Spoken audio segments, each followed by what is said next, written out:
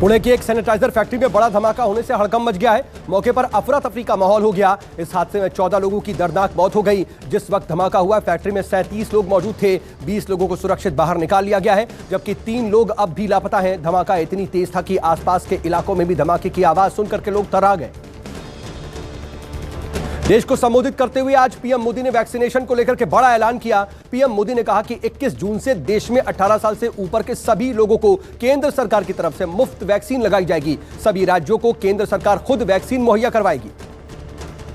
Vaccination के लिए निजी अस्पतालों को पीएम मोदी ने सख्त निर्देश दिए हैं। पीएम मोदी ने कहा, निजी अस्पतालों में वैक्सीनेशन के लिए 150 रुपए से ज्यादा सर्विस चार्ज नहीं लिया जा सकता।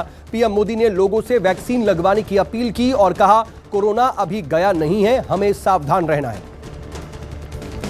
प्रधानमंत्री गरीब कल्याण योजना पर भी पीएम मोदी ने बड़ा ऐलान कर दिया है। पीएम मोदी ने कहा, 80 करोड़ देशवासियों को मुफ्त अनाज दिया जाएगा। देशवासियों को यह अनाज दीपावली तक मुफ्त दिया जाएगा। इस मौके पर पीएम ने कहा, हम किसी भी परिवार को भूखा नहीं सोने देंगे। केंद्र सरकार के फ्री वैक्सीनेशन पर कांग्रेस ने सवाल खड़े किए हैं। कांग्रेस नेता सुरजेवाला ने कहा, सुप्रीम कोर्ट की वजह से सरकार ने यह फैसला लिया है। साथ ही पूछा कि सरकार ने वैक्सीन पर बार बार नीति क्यों बदली। 6 महीने में सिर्फ 23 करोड़ लोगों को ही वैक्सीन क्यों लगी। कांग्रेस ने मांग की है कि नवंबर तक हर गरीब के खाते में अनाज के साथ साथ 6,000 रुपए भी डाले जाएं। दिल्ली में वैक्सीनेशन को रफ्तार देने के लिए सीएम केजरीवाल ने जहां वोट वहां वैक्सीन अभियान शुरू किया है। सीएम अरविंद केजरीवाल ने बड़ा ऐलान करते हुए कहा कि दिल्ली में हर पोलिंग सेंटर को वैक्सीनेशन सेंटर बनाया जाएगा। अगले 1 महीने में 45 से ऊपर सभी लोगों को टीका लगा दिया जाएगा। घर जाकर के लोगों को वैक्सीनेशन की जानकारी दी जाएगी। जिन्हें टीका नहीं लगा होगा उन्हें टीका लगाया जाएगा। दिल्ली में वैक्सीनेशन सेंटर के बाहर कांग्रेस ने विरोध प्रदर्शन किया। प्रदर्शन कर रहे कांग्रेस कार्यकर्ताओं और स्थानीय नेताओं ने गरीबों को मुफ्त टीका देने की मांग की। कांग्रेस की मांग है कि सीएम केजरीवाल गरीबों को मुफ्त में टीका लगवाएं। दिल्ली में लॉकडाउन से छूट मिलते ही जाम लगना शुरू हो गया। सड़क पर गाड़ियों की कतारें नजर आईं। दिल्ली के कई इलाकों में सड़क पर गाड़ियों का रेला देखने को मिला। आज पहले ही दिन दिल्ली के मेट्रो स्टेशन पर भी लोगों की लंबी लाइन लग गई। सोशल डिस्टेंसिंग का पालन भी नहीं किया गया। मेट्रो में बढ़ती भीड़ और टूटते नियम के बाद प्रशासन की परेशानी बढ़ गई है। भीड़ को देखते हुए कई मेट्रो स्टेशनों को बंद भी करना पड़ा। अनलॉक होते ही मुंबई के सांता क्रूज मार्केट में खुलेआम कोरोना नियमों की धज्जियां उड़ाई गईं। दुकानें खुलते ही लोग बड़ी संख्या में कपड़े और ज्वेलरी की दुकानों पर खरीदारी के लिए उमड़ पड़े। लोग बिना मास्क और सोशल डिस्टेंसिंग की धज्जियां उड़ाते हुए नजर आए। जानकारी मिलते ही बीएमसी के अधिकारी पहुंचे और लोगों को मास्क और सोशल डिस्टेंसिंग के लिए दबाव बनाना शुरू किया गया। देश में कोरोना का असर लगातार कम होता जा रहा है। करीब 2 महीने बाद देश में सबसे कम कोरोना के केस दर्ज हुए हैं। 24 घंटे में कोरोना के 1,06,36 नए मामले सामने आए और 2,427 लोगों की मौत हुई। एक दिन में 1,74,000 से ज्यादा लोगों ने कोरोना को मात दी।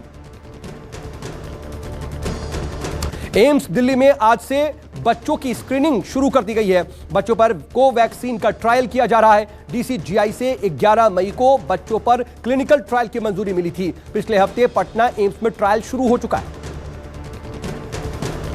मुलायम सिंह यादव ने आज कोरोना वैक्सीन लगवा ली। मुलायम सिंह यादव के वैक्सीनेशन को लेकर के यूपी के उप मुख्यमंत्री केशव प्रसाद मौर्य ने सपा मुखिया अखिलेश यादव पर निशाना साधा है। मौर्य ने सोशल मीडिया पर लिखा कि वैक्सीन पर अफवाह के लिए अखिलेश यादव को माफी मांगनी चाहिए। वैक्सीन घोटाले के आरोपों में घिरी अमरिंदर सरकार को लेकर के अकाली दल ने मोर्चा खोल दिया है। अकाली दल के अध्यक्ष सुखबीर सिंह बादल, स्वास्थ्य मंत्री बलबीर सिंह सिद्धू के मोहाली वाले घर के बाहर धरने पर बैठ गए। वहीं अकाली दल के कार्यकर्ताओं ने सिद्धू के चंडीगढ़ सरकारी आवास का भी घेराव किया और जमकर के नारेबाजी की। मध्य प्रदेश में 7 दिन से चल रही जूनियर डॉक्टरों की हड़ताल खत्म हो गई है। हाईकोर्ट के आदेश और मरीजों को हो रही दिक्कतों के चलते डॉक्टरों ने स्ट्राइक खत्म कर दी। डॉक्टरों से राज्य सरकार लगातार बातचीत कर रही थी। इस बातचीत के बीच 3,000 से ज्यादा जूनियर डॉक्टरों ने इस्तीफा दे दिया था, लेकिन अब डॉक्टरों ने बिना शर्त हड़ताल खत्म करने का ऐलान किया। ग्रेटर जयपुर की मेयर सौम्या गुर्जर और 3 पार्षदों से निलंबन से राजस्थान में सियासी पारा चढ़ गया है।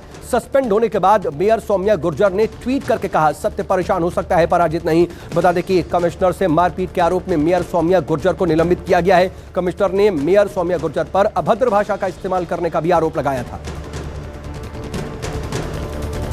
तेल के दाम में आज भी बढ़ोतरी हुई है। पेट्रोल में 28 पैसे और डीजल में 27 पैसे प्रति लीटर का इजाफा हुआ।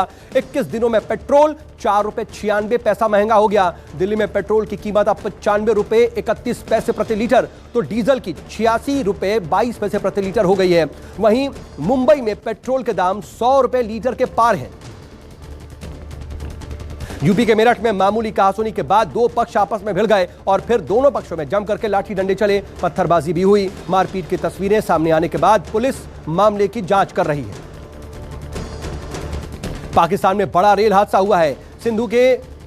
सिंध के ढाकी इलाके में दो ट्रेनें आपस में टकरा गईं और इस हादसे में करीब 30 लोगों की दर्दनाक मौत हो गई, जबकि 40 से ज्यादा लोग घायल हो गए। बताया जा रहा है कि टक्कर इतनी ज्यादा भीषण थी कि बोगियों के टुकड़े हो गए। राहत बचाव का काम लगातार चल रहा है। कई लोगों की जिंदगी बचाई गई है।